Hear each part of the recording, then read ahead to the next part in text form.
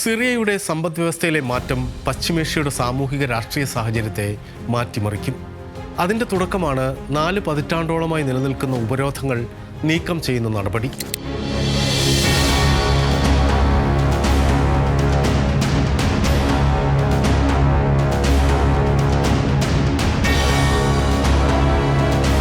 ട്രംപിന്റെ America first നയത്തോട് ചേർന്ന് നിൽക്കുന്ന രീതിയിൽ സ്വകാര്യ മേഖലയിൽ നിക്ഷേപം സാധ്യമാകുന്ന തരത്തിലാണ് ഉപരോധങ്ങൾ നീക്കുന്ന ആദ്യഘട്ട നടപടി.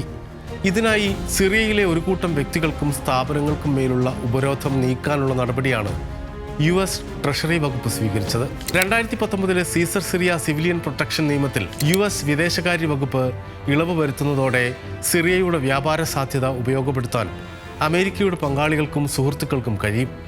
2019 സീസർ സിറിയ പ്രൊട്ടക്ഷൻ നിയമത്തിൽ ഇളവ് വരുന്നതോടെ കൂടുതൽ വൈദ്യുതി, ഇന്ധനം, ജലം തുടങ്ങിയ അടിസ്ഥാന സൗകര്യങ്ങൾ ലഭ്യമാവുകയും അത് സിറിയയാകെ മനുഷ്യാവകാശ പ്രവർത്തനങ്ങൾക്ക് ഉപകാരപ്പെടുകയും ചെയ്യുമെന്നാണ് US വിദേശകാര്യ സെക്രട്ടറി മാർക്കോ റൂബിയോ പറഞ്ഞത്.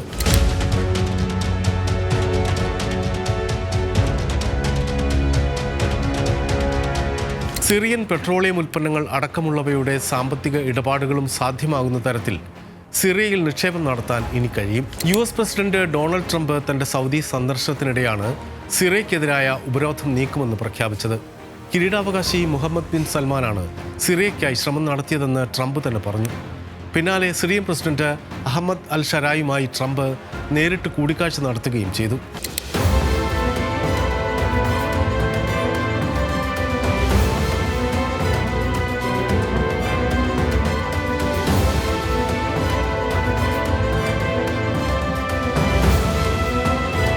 അഹമ്മദ് അൽ ഷരായെ ആഗോള ഭീകരരുടെ പട്ടികയിൽ നിന്നും അമേരിക്ക അടുത്ത കാലത്താണ് നീക്കിയത്. യൂറോപ്യൻ യൂണിയനും സിറിയയ്ക്ക് മേലുള്ള ഉപരോധം നേരത്തെ നീക്കിയിരുന്നു.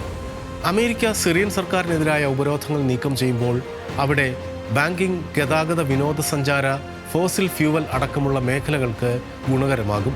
അതേസമയം റഷ്യ, ഉത്തര കൊറിയ, ഇറാൻ എന്നീ രാജ്യങ്ങളുമായുള്ള ഇടപാടുകൾക്ക് മേലുള്ള ഉപരോധം തുടരുകയും ചെയ്യും. 2019 സീസർ സിറിയ സിവിലിയൻ പ്രൊട്ടക്ഷൻ ആക്ടാണ് പൂർണ്ണമായ ഉപരോധ നീക്കത്തിന് ഒരേ ഒരു പ്രതിസന്ധി.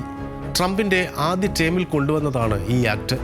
ബഷാർ അൽ അസദിന്റെ ഭരണകാലത്ത് സിറിയയിൽ നടന്ന കൂട്ടക്കൊലകളുടെയും പീഡനങ്ങളുടെയും ദൃശ്യങ്ങൾ സിറിയയിൽ നിന്ന് കടത്തിയ സൈനിക ഫോട്ടോഗ്രാഫറായിരുന്ന വ്യക്തിയുടെ പേരിലാണ് ഈ നിയമം അറിയപ്പെടുന്നത്. പൂർണ്ണമായും നിയമം ഒഴിവാക്കപ്പെടണമെങ്കിൽ അതിന് US കോൺഗ്രസിന്റെ അംഗീകാരം വേണം. അതേസമയം നിയമത്തിൽ ഇളവ് വരുത്താൻ പ്രസിഡന്റിന് അധികാരമുണ്ട്. അതാണിപ്പോൾ ട്രംപ് ഭരണകൂടം ചെയ്തിരിക്കുന്നതും.